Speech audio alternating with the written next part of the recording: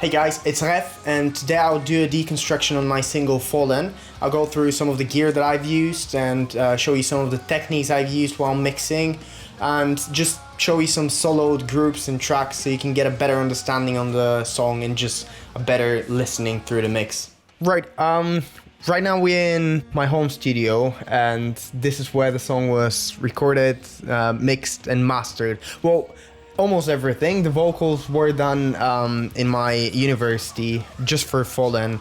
All the other songs, apart from a few screams, were done in here vocally as well. As you can see, there is zero treatment as we're renting, so I can't put any treatment on. But it was during lockdown, and this was the only option. I still think it came out really good, because it's mostly on knowing how your environment sounds and knowing what your song will translate into. The song was created in 2017, about a month after I released my first EP, or maybe even less. Not the whole song though. The riff stayed the same until the final version. One thing that was very different was the verse.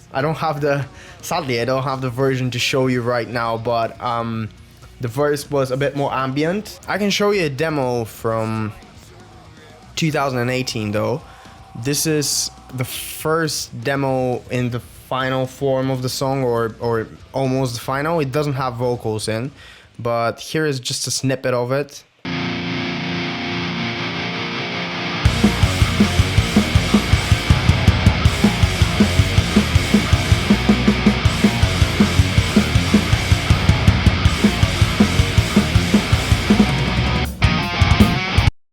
And here's how the final one sounded.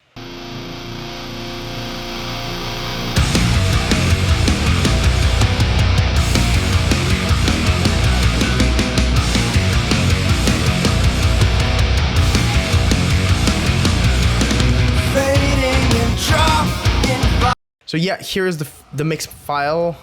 This is the final session, and I'll just quickly show you the layout, and then we can just dive into the actual solo tracks or buses so you can hear a bit more of what's going on.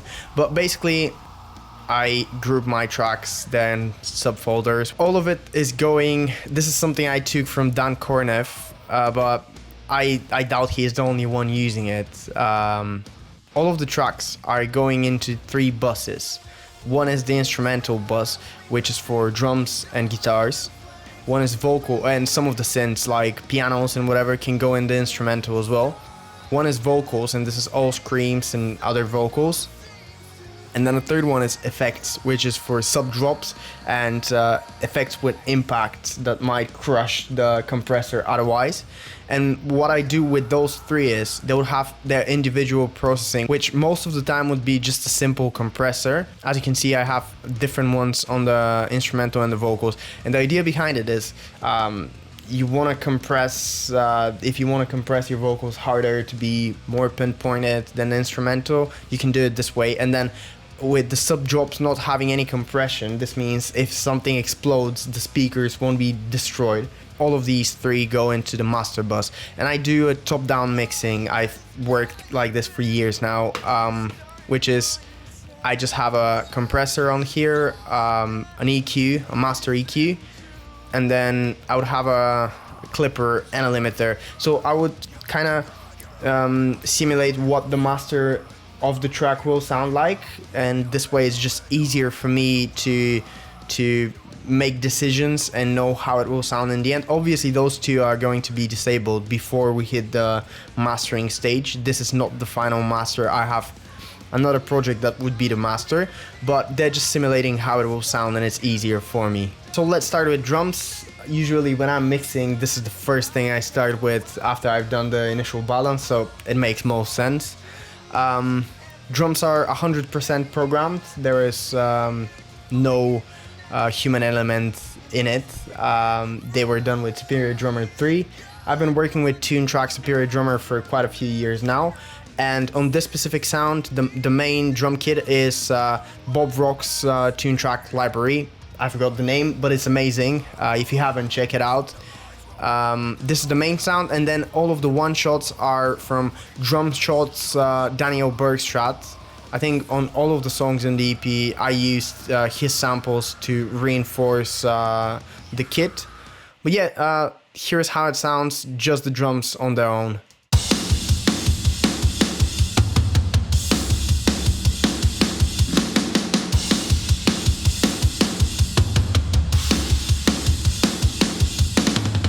I was trying to get a very big explosive drum sound, and to do this I dealt with a lot of compression, a lot of rooms. As you can see, my room channels are 1, 2, 3, 3 main room channels, and then I have for the one shots as well. I have verb, but yeah, it's mostly groups. I rarely work with individual channels inserts. I usually just have everything in groups. It's easier because this song has around 115 tracks or whatever, and some of the others are groups. So this is a lot of tracks, and it just doesn't make any sense to work with the individual. So as you can see, I have kick, snare, and whatever, and all of them are going to drum bus. The drum bus has some EQ, and then some compression and limiting, and effects if I need to use anything. Then we have drum compression, drum reverb, short and long as effects, and I send some of the channels to them, some of the groups. But yeah, this is the drum sound. As you can see, I've done some cuts, some edits. On the mixing stage, I've decided I don't want the drums on that part. But here is just another little snippet of it, of how they sound.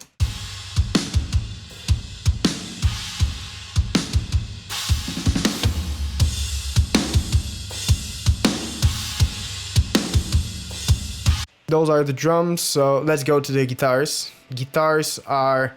The whole song is done with my Epiphone Bjorn Gilot signature with EMG 8185s. It's in drop A sharp tuning, and then amp wise, I used 3 amps for the EP. I used my Marshall Origin 20 head, my Rondo RD45, and a good friend of mine's Kraken. In this song, the rhythms are, the Rondo is all rhythm and clean guitars, and then the Kraken is the leads. The Kraken was used in all the leads in all songs of the EP, and this is so that there's some cohesiveness in the whole sound. All of the amps that I use are going to my Garland load box, and from there they go straight into the interface, and I use digital IRs for the cabs. The main ones I use for the rhythms are just a Mesa Boogie oversized vintage 30 cab.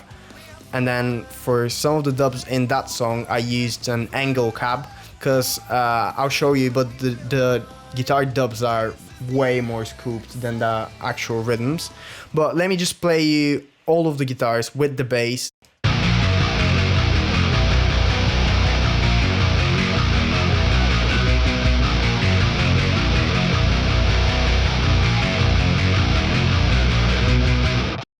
And here's how just the guitars on their own sound without the bass.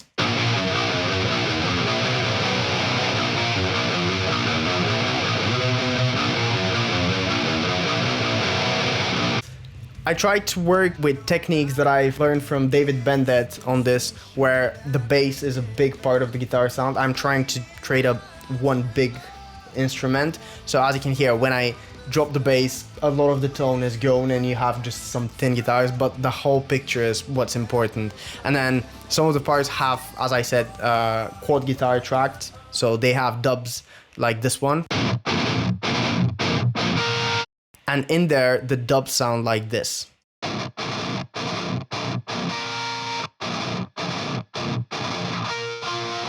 So they're lower in volume, but other than that, as you can hear, they're way more scooped, and they just make the sound even bigger on those parts. If we go to the bass is programmed 100% as well. I used Easy Bass for the programming. On the last EP I did use a real bass, but this time around it made more sense to just use a programmed bass. And as you can see, there are 3 tracks, a DI, which is the clean DI coming from the plugin. Then I have a bass amp, which is a clean Neural DSP dark glass amp. This is my favorite plugin for bass. This is just the clean without the distortion. And then the third one is the same plugin but without the cabs simulation, just the distortion. And this is so I can balance it for the specific mix, but then as well, because there are 6 songs, on some songs I might need less distortion or more, so this way I can control it without having to export 100,000 different instances of it. But here's how the bass sounds on its own.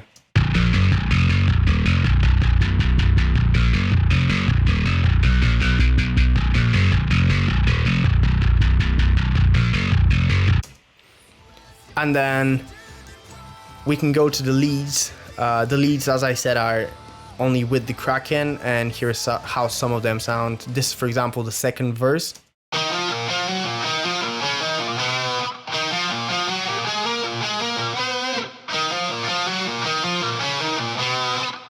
And then this is the lead on the choruses.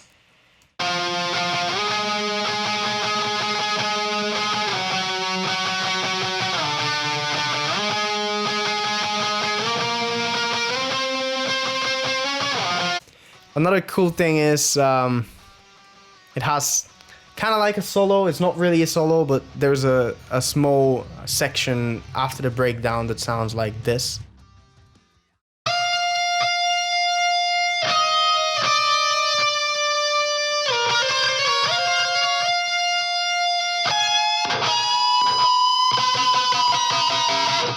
Yeah, other than that, there are a few low gain guitars and a few feedback effects and whatnot. One of the main things about the rhythm sound, this is a really cool effect. Again, I learned it from Dan Kornev, and this is, the rhythm guitars have this thing called guitar wall, and what it is equalizer that is 4 dB on 10K and then 2 dB on 5K, which brings a lot of high end. It's a bit fizzy, but a huge amount of high end in the guitar sound. And then after it, it's followed by not a big amount, but some compression. And then it hits an S1 imager that just makes it extremely wide.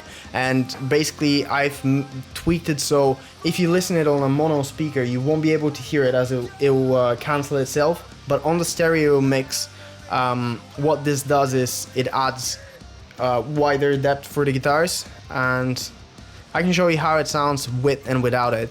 But basically, here are the guitars on their own, and this is without it.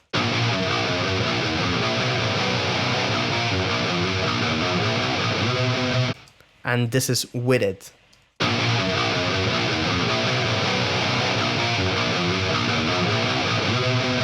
So another cool trick that just made them even wider and made the mix even bigger. Right, after the guitars, some of the synths. This thing I'm sure you've heard because we used it on the promotion for the single before it came out. This is on the teaser.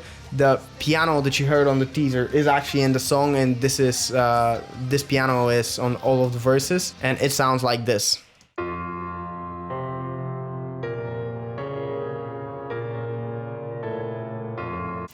Then we have some choir. So, for example, on the verses, on the choruses, sorry, we have a choir and piano.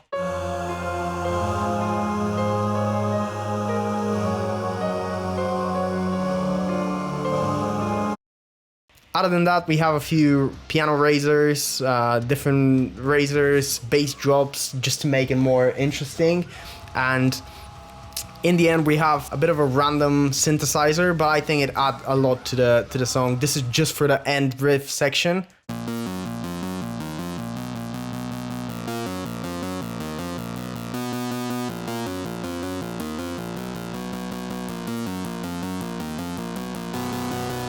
This is the Rammstein synth.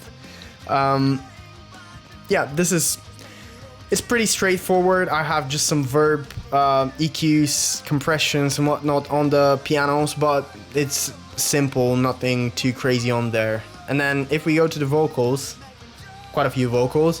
I did a main vocal, I have dubs on some of the verses, and then on the choruses I have left and right dubs. And on the final chorus, this is where I go all in, and we have the the main vocal, and a left and right dub, a left and right low dub for the low harmony. Then I have a low octave just in the center, and then we have what is this?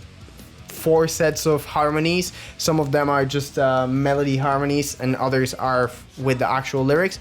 But I'll just play the final bit of the vocals, just so you can hear all of the vocals at the same time. This is how it sounds. How could we fall into this trap when we were strong enough, trying to guide the truth behind face smiles when all the misery. And then after that, the screams hit. Vocals are pretty straightforward. A lot of compression, a lot of limiting, as I said. Just with all these guitars, all these drums, bass, and everything, you need a lot of limiting to just get the vocals above everything. Because after all, it's a radio-friendly mix. You need to have the vocals to be really in your face. So yeah, a lot of limiting, a lot of simple EQ moves just to make room for the vocals from the guitars. On vocals, I do work on the individual tracks, even though I said I almost never work. I do work on vocals on the individual tracks if it's like a lead vocal. If it's a dub, it will be grouped. No point in working in individual tracks for those kinds of things. And then all of the vocals and all of the effects that you can see here, we have effects for verb, delays, some delay throws. On some of the songs I did have Soundtoys microshift to make the vocals even wider, but pretty straightforward effects. And all of this goes into Vox All, so that I can control everything before it hits the bus that I told you that is specifically for vocals. And this way I can DS, limit, EQ before hitting the final stages. And then finally, after the vocals, we have the screams. The section in that song when they're like the main thing would be the breakdown bit. On some of the other songs of the EP, they're more driven with screams, but in this one, they're more of a layer. Just in the breakdown bit, you can hear them as a main thing. Here's how they sound on their own. Open your eyes!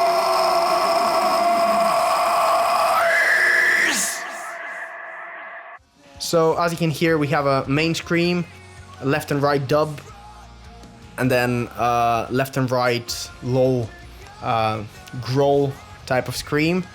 And then on some of them we have a higher pitched scream as well. And the effects here are the microshift widening. Scream Demon is just 12 semitones down-tuned the scream, and it's underneath the whole thing just so it makes it even bigger. We have the drive, we have Decapitator doing a lot of work for the screams. We have verbs delay throws just to make it interesting, but still pretty straightforward. A lot of limiting and compression for screams, especially to make them sound like we listen to them. They never do sound like this in real life, and to make them as monstrous and big, you really need a lot of compression and distortion at sometimes. But I'll play again the last chorus with the clean vocals and the screams so you can hear how the whole layering thing works. But this is only vocals and screams for the final chorus. Wrong enough, trying to guide the truth behind fake smiles when all the misery shines through our hearts.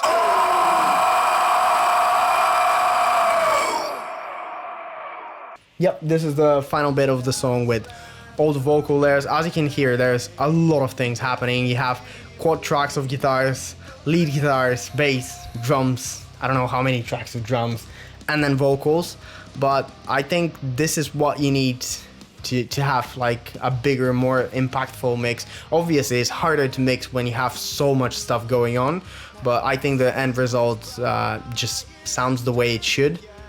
Yeah, that's pretty much it. Obviously, I am not going too much in depth. It's not a mixing tutorial, but I just wanted to show you some of the soloed groups and tracks, because I think they're really interesting, and some of those things obviously you can't hear in the full mix without actually knowing what there is. But maybe now that you heard it this way, you won't be able to not hear some of the parts when you listen to the song on its full mix.